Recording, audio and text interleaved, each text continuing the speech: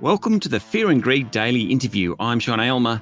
There are a few days more important to Australians than Anzac Day. It's a day when we honour all those who have fought and the many who died for this country. And in recent years, one of the most impressive ambassadors for Australia's military history has been Dr. Brendan Nelson. Brendan Nelson has had an extraordinary career, a medical doctor by training. He was the youngest ever president of the Australian Medical Association. He was elected to federal parliament in 1996, holding a number of ministerial portfolios before becoming leader of the Liberal Party. Since leaving politics, he served as an Australian ambassador in Europe and was the director of the Australian War Memorial in Canberra for 7 years. He's now the President of Boeing Australia, New Zealand and South Pacific. Brendan Nelson, welcome to Fear and Greed. It's a pleasure to be here. Thank you, Sean. I'd like to talk to you about Boeing because I think a lot of people would be very surprised to learn just how big the company is in Australia. But first, before we get there, you served for 7 years as the director of the Australian War Memorial. What does Anzac Day mean to you? Anzac Day means everything to me, Sean. As Australians, we live in a country where we enjoy political, economic and religious freedoms. We're a nation where faith coexists with reason, free academic inquiry, an independent judiciary, and, as you well know, a free press. And the paradox of life is that often it's the things most important to us that we have a tendency to take for granted. And Anzac Day, for me, is the reminder of those almost 2 million Australian men and women who wear and have worn the uniform of our Royal Australian Navy, Australian Army, Royal Australian Air Force, 102,800 of whom have given their lives for us and those freedoms, and an indeterminate number who bear ongoing psychological and or physical traumas and families who love and support them. So to me, it's a day in which the paradox of it, Sean, I realised after my first year at the War Memorial, it's not actually about war. In a context of war, it's actually about love and friendship, and love for friends and between friends, love of family, love of our country, and where people like you and me honour men and women whose lives have been devoted largely not to themselves but to us and their last moments to one another. So it's a very important and emotional day for me. What I always find incredible about Anzac Day is that my children, who are teenagers, all do something on Anzac Day. And, the older ones play two-up, the younger ones want to go to the services. And this is a generation who really have never experienced, even, our generation didn't really experience war like our parents' generation, but it just has this incredible flow through generations, Anzac Day. It does. And, I'm 63 years of age, screaming to 64. And, old people have always said, the young ones today, they're not as good as us and so on. I actually think these young people today are better than my generation. They have, I've found, from my time in Europe when I was Australia's ambassador to NATO and the EU, and I spent so much time at the Menin Gate and in the cemeteries in Flanders, I find these young people, unlike us, have a voracious appetite to know and to understand. And every nation has its story. And for us, our story, if you like, has been largely forged beyond the stories of Indigenous Australians, who also, of course, at least 8,000 have served in our military, and our farming communities. Our story is tied up in our military service in both war and peace. So notwithstanding the most consequential geopolitical realignment in our lifetime, I'm actually quite confident about our future when I look at young Australians. That geopolitical realignment, what's going on in the Ukraine at the moment, as well as the tensions with China, do you think it makes Anzac Day, maybe not the China part, but certainly Ukraine, people seeing that on TVs and on screens, it just makes it a little bit more pertinent almost? It does. And look, one of the many privileges I've had is being Australia's Minister for Defence, and I'd always been proud to be an Australian, but it basically reminded me of what is really most important in life and to never take things for granted, whether it's family, freedoms or anything else. And one of the towering giants with whom I worked was Robert Gates, who was Defence Secretary in the US through the George W. Bush and then Obama administrations. And Gates made the observation in the Wall Street Journal about 6 weeks ago that our holiday from history, as he described it, is now over. and he described the United States looking across at tensions in Eastern Europe and in the Indo-Pacific and observing that, if you like, our generation who thought perhaps we'd left this behind, perhaps we have not. And I think Anzac Day now, and for me, by the way, Anzac Day is every day, but for Anzac Day now, I think we look at the threats to our security, which we had assumed, and I think it's even more poignant that we pay our respects to those who serve and have served. And the other thing that I find with Anzac Day, we don't say it.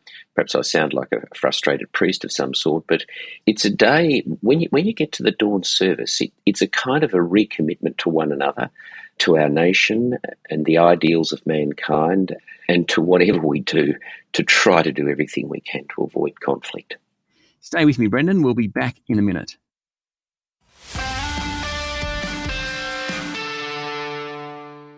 My guest this morning is Dr. Brendan Nelson, President of Boeing Australia, New Zealand and South Pacific, and former Director of the Australian War Memorial. Do you miss the War Memorial, the Australian War Memorial? I mean, it's kind of part museum, part shrine, part research centre. You, Brendan, did an incredible job running it. Do you miss it?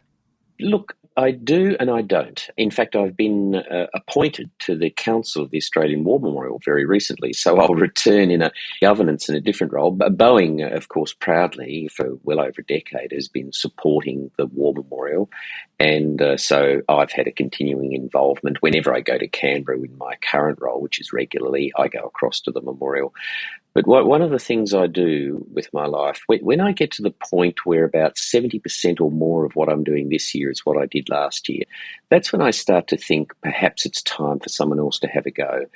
And one of the concerns that I had, I'd been at the memorial for 7 years. Once you get past staffing and budgets, every day was different. There was a lot of emotion in it. I'd managed with our team and the support of Mr. Kerry Stokes to get the $500 million for the redevelopment, built the project team, did the preliminary works, and I thought it's time now for someone else to come in. So I miss it, but I don't miss it. I still get invited to do a lot of public speaking around veterans and veterans issues. I've just done a big thing for Legacy, one of the many charities that I'm actively supporting. So, yeah, so I'm still involved. I'm often asked, by the way, Sean, whether I miss politics, and I say, no, I don't miss politics, but I do miss some of the people. And in a sense, the War Memorial's like that. So the pattern of my life has been I put 150% into everything, but once I finish and let my successors get on with it. So, I want to get on to Boeing here, but there's just not that little bit of you thinking, God, I wish I was in an election campaign at the moment. No, there's not. It's interesting. It was an immense privilege to be. I was the member for Bradfield, and as many of your listeners know, I was Minister for Education, Science Training, Minister of Defence, party leader. But of all of the things I did, the thing I didn't like the most was electioneering, getting out and kissing babies and standing at the train stations, knocking on doors, copying the abuse. And as you know, if you do it, people say, oh, the only time we see them is when there's an election on. And if you don't do it, they say, oh, they don't care about us. And so, it was a part of the job I did not like, the electioneering. Definitely don't miss that. Having worked in the press gallery, I must say, I think politicians are some of the most misunderstood people because everyone in that place works really hard and generally does as well as they can. And I think we forget that. Look, I want to move on to Boeing. Now, I just didn't realise how big Boeing was in Australia. It is. And coming back to it, by the way, when Boeing approached me about doing this job, I thought, I was approached by a number of companies and government side of things. But I was attracted to Boeing because when you think back over more than a century to those companies that have advanced humankind, Boeing is arguably at least in the top 10. And Boeing in Australia, it's currently the largest presence Boeing has outside the United States, although India looks like it'll overtake us this year in terms of headcount. And we've had a presence here for 95 years. And what also attracted me was the diverse portfolio of interest the company has. So, by the way, of the now 4,200 employees Boeing has in Australia, there's only a handful of Americans. They're basically 4,190 Australians. And the portfolio of interest in robotics, artificial intelligence, commercial aeroplanes, space, defence, of course, research and technology, and advanced manufacturing. I thought, this is exactly what I'd like to do.